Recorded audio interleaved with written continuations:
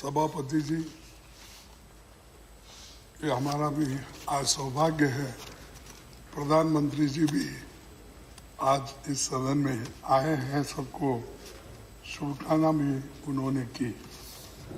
और ये पहली बार मैं देख रहा हूँ कि इतना हाउसफुल है कि 72 लोग रिटायर होने वाले हैं और बाकी के लोग भी बहुत सुनने के लिए बैठे हैं और बाकी के अनुभव यहाँ पर वो देने के लिए तैयार भी हो गए हैं। तो मैं ये कहूँगा, एक शेर, उससे मैं प्रारंभ करूँगा। कहाँ से शुरू करें कुछ समझ नहीं आता है, कहाँ से शुरू करें कुछ समझ नहीं आता है, आपकी विदाई के जिक्र से दिल भर आता है। सो आपकी विदाई से अपना दिल भर के आता है। और मैं ये देखा हूँ, जब आप विदाई की भाषण जब जून में यहाँ पर कर रहे थे तो उस वक्त भी बहुत आपकी भावना और आप सभापति जी, प्रधानमंत्री जी, विरोध पक्ष के नायक और बहुत से सभी ने मिलकर जो उस वक्त बात कही उसको भी मैं देखा और सुना।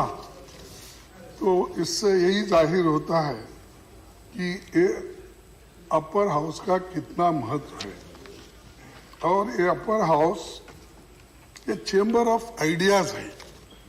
यहाँ पर पूरे इंटेलेक्चुअल्स हैं और हर फील्ड में जो काम करते हुए आए हैं, बहुत से एक्स चीफ मिनिस्टर्स हैं, एक्स प्राइम मिनिस्टर हैं और अनेक मंत्रीगण हैं, सभी लोग और हर फील्ड में काम करने वाले नेतागण यहाँ पर बैठे हुए हैं।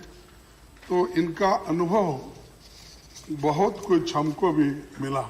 मैं तो सबसे जूनियर मेंबर हूँ, सिर्फ मुझे यहाँ आके 2 साल हुआ, अभी कंप्लीट नहीं हुआ, जून को कंप्लीट हो जाएगा। तो मुझे भी सीखना है, मुझे सीखने को मिला बहुत से लोगों से। और आज हम अप्रैल से लेकर जुलाई तक 2022 के बीच 19 राज्यों के अपने 72 सदस्यों को, साथियों को विदाई दे रहे हैं, 19 राज्य के। तो इसमें सभी हैं, रूलिंग अपोजिशन पार्टी के नॉमिनेटेड मेंबर्स, सभी सदस्य यहाँ पर है। तो ये हम सबको ये याद रखना है कि जो यहाँ पर बहुत से विचारों का आदान प्रदान होता है और नई नई चीज़ें हमको सीखने को मिलती है।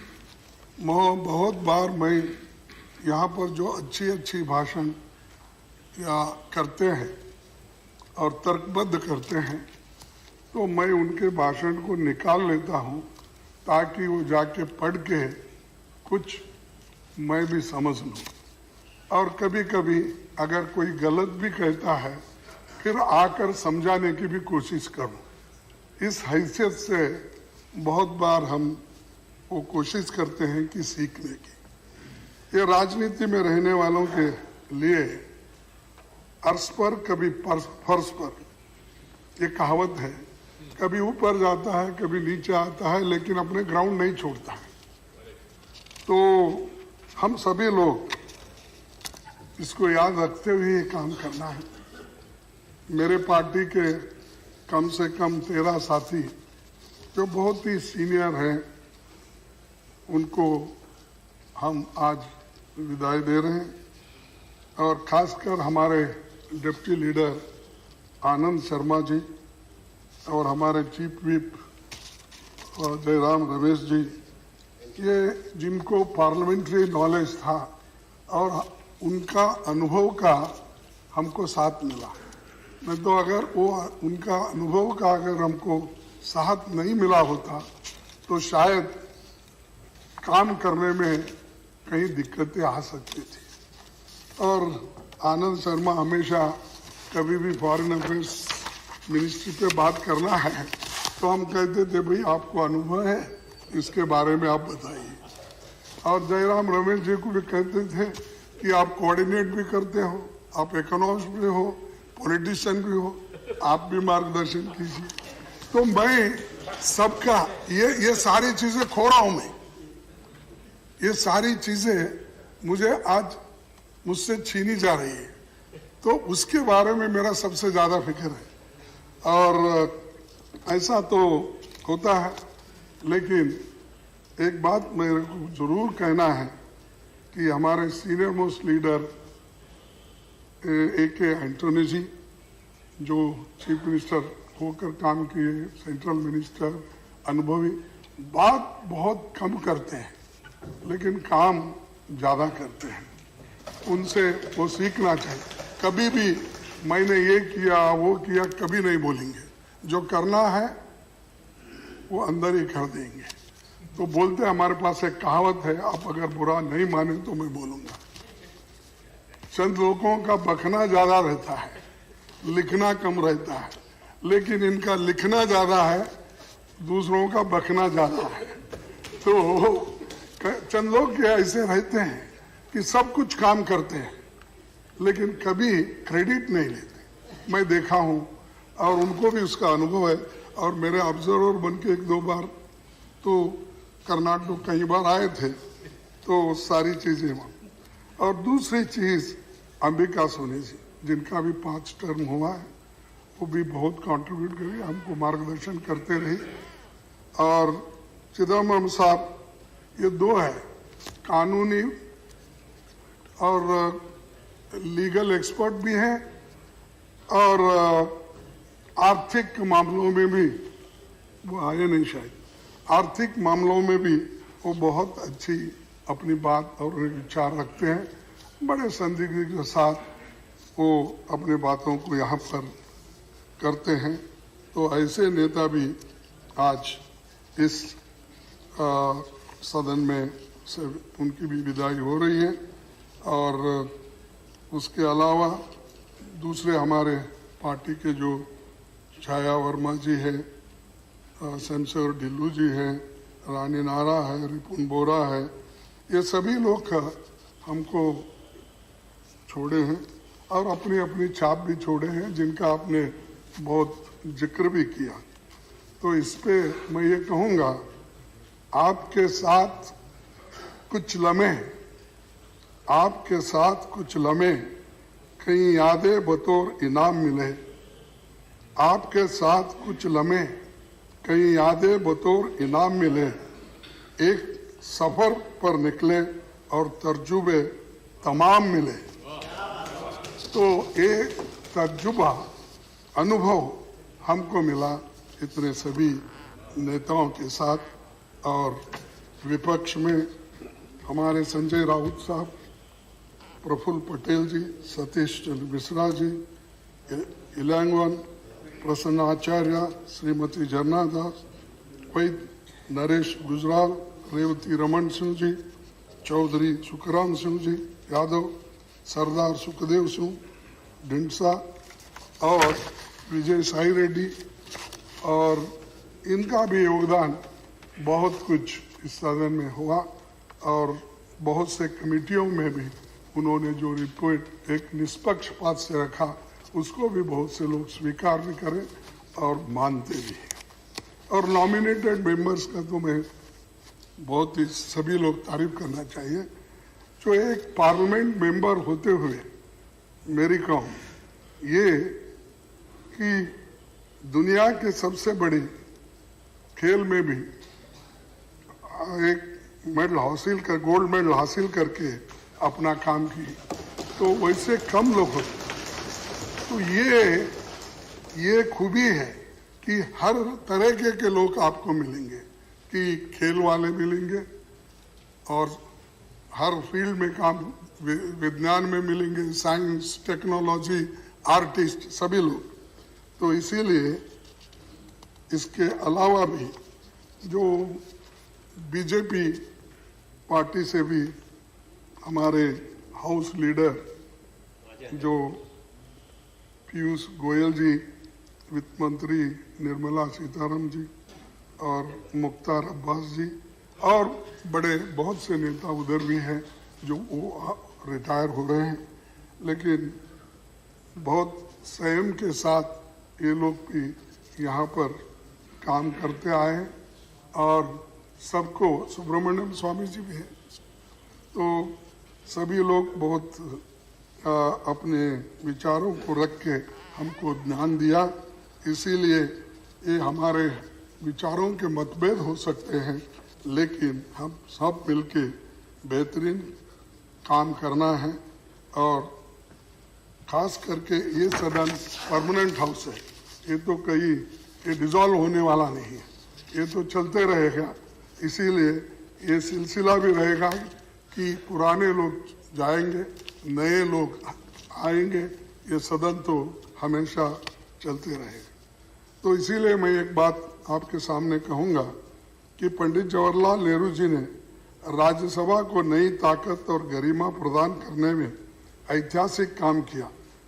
उन्होंने राज्यसभा के सांसदों को पब्लिक अकाउंट्स कमेटी और कमेटी ऑन पब्लिक अंडरटेकिंग जैसी फिनेंशियल समितियों की सदस्यता मिली।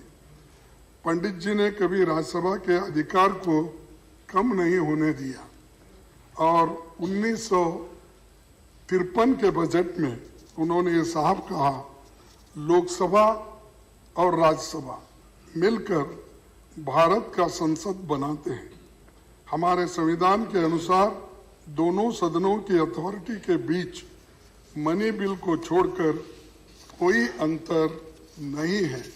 ये हाउस भी उतना ही पावरफुल है जितना लोगों से चुना हुआ पार्लियामेंट है। तो और एक बात मुझे याद आ गई और वो लिख लिया था कि प्रधानमंत्री अटल बिहारी वाजपेयी जी जब ऑपोजिशन पार्टी में थे, राज्यसभा के मेंबर थे 1987 में, उन्होंने अपना अनुभव बताया और कहा कि बिना राज्यसभा में रहे राजनीति का पूरा प्रशिक्षण का पूरा अनुभव नहीं हो पाता है। मुझे भी ऐसा महसूस हुआ है क्योंकि मैं 11 बार जीतने के बाद 12वां बार यहाँ आया तो उनकी बातें याद आ रही। और उन्होंने आगे ये भी कहा, लेकिन अगर सत्ता पक्ष विपक्ष का सहयोग ले तो बहुत से मसलों पर राष्ट्रीय सहमति का विकास हो सकता है। और मानते हैं इधर बैठने वाले, यानी उस वक्त जो वाजपेयी जी ने कहा कि इधर बैठने वाले हम संख्या में कम हैं, वो बात मैं बोल रहा हूँ अपने लिए, और लेकिन कम है, संख्या में कम है, लेकिन हमारे तर्कों में ज्यादा बल होता है। और लेकिन कठिनाई ये है कि तर्क गिने नहीं जाते और स्वरों की गिनती होती है। ये वाजपेयी साहब का है, मेरा नहीं है, ये वाजपेयी साहब ने कहा था। तो मैं ये आपको भी यही कर रहा हूँ, कम से कम ये स्वरों की गिनती से भी जो तर्क से हमारे बातें होती है उधर आप ज्यादा ध्यान देंगे, ऐसी बातें मैं कहता हूँ। और लास्ट में सभापति जी, लेकिन अरे सभापति जी खुद गए, रिटायर और टायर्ड नहीं होता कभी राजकारण, तो इसीलिए मैं उसको छोड़ देता हूँ भाई, टायर्ड कोई नहीं होना। और ये भी, और दूसरी बात, एक ही बात मैं कहूँगा कि राधाकृष्णन जी की आखिरी में, कि डॉक्टर राधाकृष्णन जी 26 मई 1952 को ये कहा था कि there is a general impression that this house cannot or this cannot make or unmake governments and therefore it is a superfluous body. ये चंद लोगों का कहना है, but there are functions which a revising chamber can fulfill fruitful. We are for the first time starting under the parliamentary system with a second chamber in the center, and we should try to do everything in our power to justify to the public of this country that a second chamber is essential to prevent a hasty legislation. तो ये उनका कहना है, इसीलिए इस पर हम सभी मिलकर चलेंगे, आगे के लोगों को मार्गदर्शन करेंगे। ये कहते हुए आखिरी में एक ही बात कह के मैं मेरे भाषण को समाप्त करता हूँ। एक है, विदाई तो हर दस्तूर जमाने का पुराना है, विदाई तो है दस्तूर जमाने का पुराना, पर जहां भी जाना अपनी छाप कुछ ऐसे छोड़ जाना कि हर कोई गुनगुनाए तुम्हारा ही तराना। ये दौर खत्म हुआ तो क्या, ये दौर खत्म हुआ तो क्या हुआ, एक और नए खूबसूरत दौर की शुरुआत होगी। इसमें भी कुछ और बात थी, उसमें भी कुछ और बात होगी, और आप उसी एक हौसले से आगे बढ़ेंगे रिटायर होने के बाद भी, क्योंकि पॉलिटिशियन कभी रिटायर नहीं होता सर। और सिर्फ एमएलए एमपी बनने के लिए कोई आता नहीं, अपने उसूलों को लेकर यहाँ चुन के आता है और उन उसूलों को आगे बढ़ाने के लिए कोशिश करता है। इसीलिए कोई रिटायर होने वाले इसका फिक्र मत करो, आप मजबूती से रहो, हम तुम्हारे साथ रहेंगे कभी भी। इतना कहते हुए मेरे 4 शब्दों को मैं समाप्त करता हूँ। जय हिंद। धन्यवाद, धन्यवाद जी। Shri honourable deputy chairman Shri Harivansh जी।